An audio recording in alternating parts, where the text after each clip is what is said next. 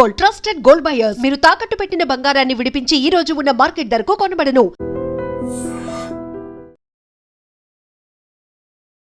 చెర్లపల్లి విజయశాంతి రెడ్డి కేసుకి సంబంధించి మిస్టరీ వీడింది అన్నటువంటి మాట పోలీసులు అయితే తేల్చారు. ఎందుకంటే దగ్గర 8 నుంచి 9 రోజులు అవుతోంది. వీళ్ళు 30 తారీఖున చనిపోతే ఇప్పటికీ కూడా కేసు ఇన్వెస్టిగేషన్ కి సంబంధించి ఈ రోజు వరకు కూడా పూర్తి స్థాయిలో అన్ని కోణాల్లో దర్యాప్తు చేస్తున్నటువంటి పోలీసులకైతే ప్రాథమికంగా నిర్ధారణ చేసింది ఏంది అంటే ఆమెకు లోన్లీనెస్ అట్లాగే డిప్రెషన్ కారణంగానే పూర్తి స్థాయిలో వాళ్ళ ఇద్దరి పిల్లల్ని కూడా అంటే డిప్రెషన్ కి లోన్ అవ్వడమే కాకుండా డిప్రెషన్ తోని ఆమె చనిపోతే గనక మళ్ళా మీ ఇద్దరు జీవించలేరు అనేటువంటిది కన్విన్స్ చేసి మరి పిల్లల్ని ఒప్పించి మరి అందరూ సూసైడ్ చేసుకున్నట్టుగా నిర్ధారణకైతే వచ్చారు. యాక్చువల్లీ ఈ కేసులో ఎప్పుడైతే చెర్లపల్లి రైల్వే స్టేషన్ లో వీళ్ళు ముగ్గురు ఆత్మహత్య చేసుకున్నారో ఆ టైంలో కూడా అక్కడే ఆమెనే కార్ డ్రైవ్ చేస్తూ దగ్గర 8 గంటల పాటు వాళ్ళ పిల్లలతోని గడిపిన తర్వాత లాస్ట్ లో చెర్లపల్లి రైల్వే స్టేషన్ కి వెళ్ళి ట్రైన్ కింద పడి ఆత్మహత్య చేసుకున్నారు.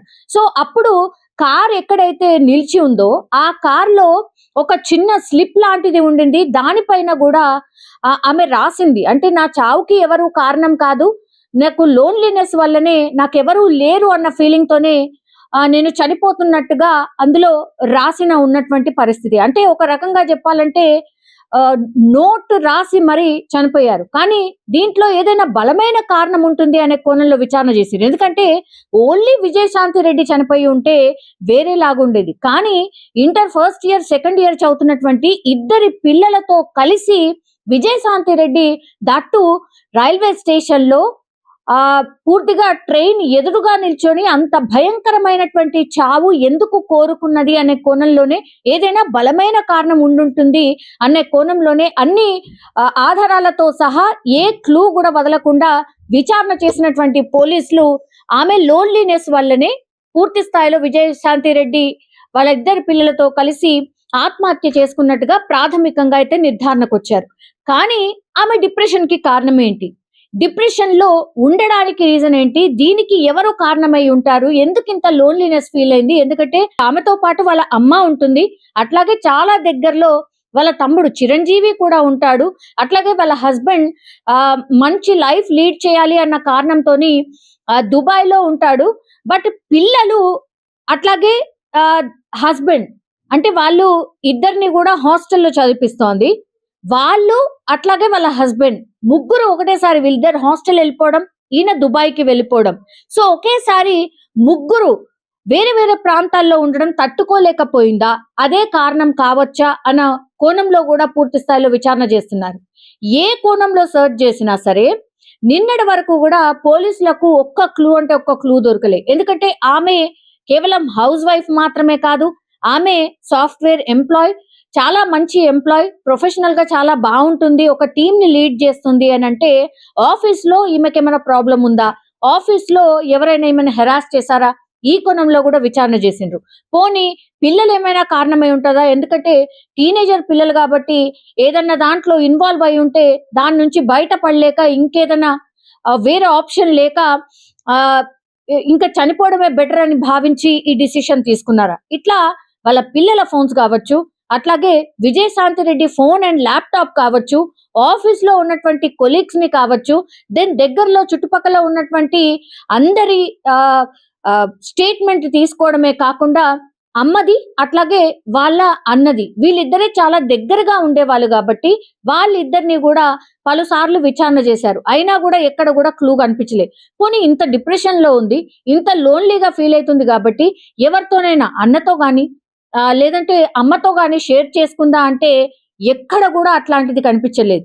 అంటే లోన్లీనెస్ ఆమెను లోపల కిల్ చేసేసింది. ఇంకా నాకు వేరే ఆప్షన్ లేదు, నాకు అందరు దూరంగా ఉంటున్నారు కాబట్టి నేను ఇంకా ఉండలేను, బతకలేను అనుకొని ఆమెనే డిసైడ్ చేసుకొని వాళ్ళ పిల్లల్ని కూడా ఎంత భయంకరంగా ప్రిపేర్ చేసిందో మరి ఏం చెప్పిందో తెలియదు. కానీ నేను చనిపోవాలనుకుంటున్నాను, నేను చనిపోయిన తర్వాత మీ ఇద్దరు ఎలా ఉంటారు అని భయం వేస్తుంది అని చెప్పిందా, లేకపోతే మీరు బతకలేరు అని చెప్పిందా, ఏం చెప్పిందో తెలియదు. పోనీ హస్బెండ్ ఏమన్నా కన్విన్స్ చేసే ప్రయత్నం ఏమన్నా జరిగిన తర్వాత కూడా అంటే రమ్మనమని చెప్పినా ఆయన రాలేదా? ఇట్లా అన్ని కోణాల్లో ఇప్పుడు ఈమె డిప్రెషన్‌కి కారణం ఏంటి అనే దాంట్లో పోలీసులు దర్యాప్తు అయితే స్టార్ట్ చేశారు. కానీ 8, 9 రోజులు సీసీ కెమెరాలు అనుకోండి, ఆమె బ్యాంక్ స్టేట్మెంట్ అనుకోండి, వాళ్ళ కొలీగ్స్‌ని అనుకోండి, వాళ్ళ రక్త సంబంధికులు అనుకోండి, వాళ్ళ హస్బెండ్‌ని అనుకోండి, ఎన్ని కోణాల్లో విచారణ చేసినా అసలు ఈమె ఆత్మహత్యకు కారణం ఏంటి అనేది మాత్రం ఎక్కడా తెలవనటువంటి పరిస్థితి. ప్రాథమికంగా నిర్ధారణకు వచ్చింది ఏంటంటే ఏ క్లూ కూడా లేదు. ఆమె ఆత్మహత్యకు సంబంధించి పూర్తి స్థాయిలో ఇంతకు ముందు వరకు కూడా అంటే నిన్నటి వరకు కూడా ఎవరైనా ఏదైనా ఇన్ఫ్లుయెన్స్ చేసి ఆమె ఎక్కడైనా మోసపోయిందా అనే దాంట్లో కూడా పూర్తి స్థాయిలో విచారణ చేశారు. కానీ ఎక్కడ కూడా క్లూ లేదు. వందల సీసీ కెమెరాలు చెక్ చేశారు. ఎవరైనా కలిసారా, ఏమైనా థ్రెటనింగ్ కాల్స్ వచ్చాయా, ఇది కూడా చెక్ చేశారు. ఫోన్ మొత్తంగా కూడా ఫోన్ ని పూర్తిగా జల్లెడ పడితే కూడా ఒక్క క్లూ లేదు. కాబట్టి ఇవన్నిటిని కూడా ఒకదాన్ని రిజాల్వ్ చేసుకుంటూ వచ్చి లాస్ట్ కి వస్తే పోలీసులు నిర్ధారణ చేసింది ఏంటి అంటే పూర్తిగా ఆమె లోన్లీనెస్ అట్లాగే డిప్రెషన్ లో ఉంది. అందులో భాగంగానే ఆమె ఆత్మహత్య చేసుకుంది అని నిర్ధారణ చేశారు. ఫర్దర్ గా ఇప్పుడు దర్యాప్తు ఏ కోణంలో ఉంటుందంటే అసలు డిప్రెషన్ కి అట్లాగే లోన్లీనెస్ కి కారణం ఏంటి, ఈ కోణంలో ఇప్పుడు మళ్ళీ పోలీసులు అయితే దర్యాప్తు చేస్తున్నారు. కానీ అత్యంత భయంకరం అండ్ బాధాకరం, పాపం తన లోన్లీనెస్ వాళ్ళ పిల్లల్ని కూడా చంపే వరకు ఇన్ఫ్లుయెన్స్ చేయగలిగింది, వాళ్ళని ఒప్పించగలిగింది. మొత్తం ఫ్యామిలీ అయితే ఇప్పుడు తుడిచిపెట్టుకుపోయింది. వాళ్ళ హస్బెండ్ అయితే కన్నీరు మున్నీరుగా విలిపిస్తున్నారు, వాళ్ళ అమ్మ కన్నీరు మున్నీరుగా విలిపిస్తోంది, వాళ్ళ అన్న కన్నీరు మున్నీరుగా విలిపిస్తున్నారు. ఎందుకంటే ఎక్కడ కూడా ఏ క్లూ లేకుండా అర్ధాంతరంగా ఇట్లా తనువు చాలించిండ్రు అన్న బాధ మాత్రం ఈ ఫ్యామిలీకి అయితే మిగిలిపోయింది. మీడియా మిత్రులకు నమస్కారం. వన్ వీక్ కింద మా సిస్టర్, మా అల్లుడు, కోడలు రైలు పట్టాల కింద చనిపోవడం జరిగింది. ఆ విషయమే మేము ఇంటిలో పాది చావాల బతకాలన్నట్టు మేము ఉంటుంటే మా బాధలు మేము పడుతుంటే కొన్ని యూట్యూబ్ ఛానళ్ళు ఆర్టీవీ, తొలి వెలుగు మరియు మనం టీవీ మరియు కొన్ని ఇతర యూట్యూబ్ ఛానళ్ళు నన్ను టార్గెట్ చేసి నా గురించే వాళ్ళు రాస్తూ ఉన్నారు. నిన్న ఇదే విషయమై మిత్రులు కొద్దిమంది ఆర్టీవీ నిర్మల నీ కాంటాక్ట్ కాగా ఆమె అనేది ఏంటంటే నాకు ఇంటర్వ్యూ ఇస్తే నేను వదిలేస్తా, లేకుంటే నేను వదిలేయను. మా ఛానల్ ఓనర్ రవిప్రకాష్ తెలుసు కదా ఆయన ఎట్లాంటోడో అని ఆమె వార్నింగ్ ఇస్తుందన్న. అయితే ఇప్పుడు తప్పు అనేది చట్టం తన పని చేసుకుంటూ పోతూనే ఉన్నది. మేము గౌరవనీయులైన డిఎస్పీ గారు జావేద్ గారికి కానీ, సిఐ సాయిశ్వర్కి కానీ, మరియు ఎస్ఐ గారికి కానీ, మహాదేవ్ గారికి కానీ మేము కాంటాక్ట్లో ఉన్నామండి. సార్ వాళ్ళు కూడా మా కాంటాక్ట్లో ఉన్నాడు.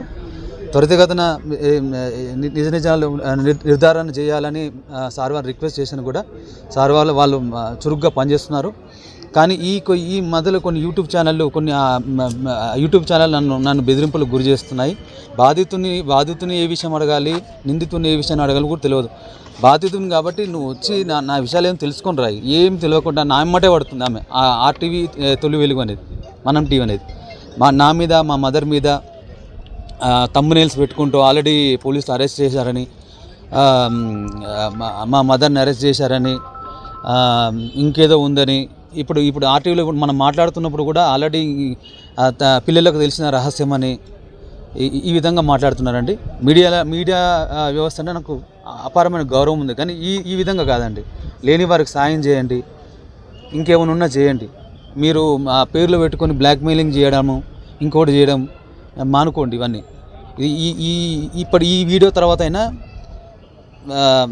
మమ్మల్ని వదిలేసి అసలు ఏం జరిగిందో నిజ నిర్ధారణ చేయండి. అంతేగాని మా వెనకాల పడి, మా ఫ్యామిలీస్ వెనకాల పడి మమ్మల్ని కూడా రైలు పట్టాల కింద పడి పడేటట్టు చేయకండి. దయచేసి విజ్ఞప్తి చేస్తున్నాను, మళ్ళీ చేస్తున్నాను. అయితే విషయం ఏమనగా సిఐ గారికి ఈ విషయాల మీద నేను కంప్లైంట్ చేయడానికి వచ్చాను గోవిందరెడ్డి సార్కి.